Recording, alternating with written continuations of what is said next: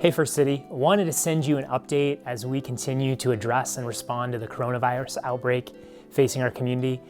It's been a hard week, and with the flood of information from news and social media, along with the ever-changing circumstances on the ground, it at times feels very difficult to really get our heads wrapped around what is the best decision. But here's what we know. God is sovereign, He's in control, and He's good. He's our refuge, He brings rest to our anxious and weary souls, and He's gonna strengthen our hands for the days ahead.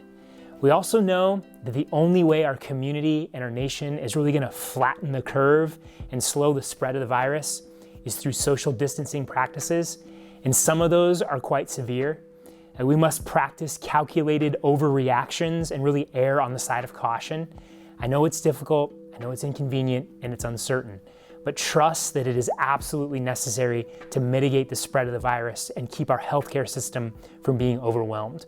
So let us continue to be a church community that trusts in the Lord and finds our strength in Him, but also models love of neighbor and community by utilizing these wise social distancing practices. And what does this mean for the community of First City Church?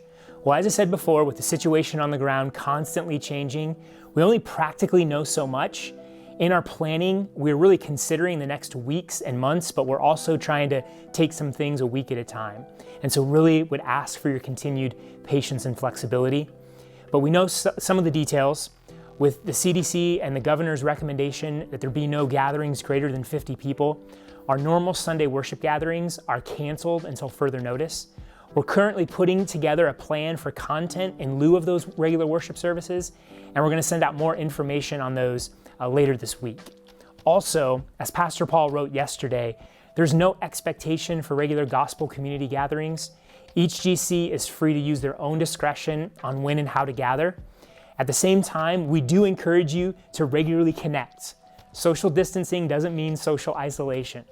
And though what it means to live as a church community is really going to be different for the foreseeable future, keep being purposeful, keep being intentional. Whether those are in smaller groups or through texts or phone calls or FaceTime or Zoom or other forms of social media, this really is a time where we can take advantage of all that social technology available to us. Look, we still need each other for encouragement and for discipleship and for prayer. We should still look for opportunities to serve one another. This is really where we get to lean into our identity that the church is not a place or an event, but a people. And so let's not just pass the time, let's really take advantage of this moment to grow in our faith in Christ and strengthen the bonds of community. As it pertains to serving and meeting needs, we encourage each gospel community to set up some channels of communication where people can communicate those needs and then can respond. If there are larger needs you want to bring to the attention of the entire church, please email Renee White at renee@firstcitybellevue.com, and we'll get those needs sent out to the church as they come in. Really want to say thank you for your patience and your flexibility.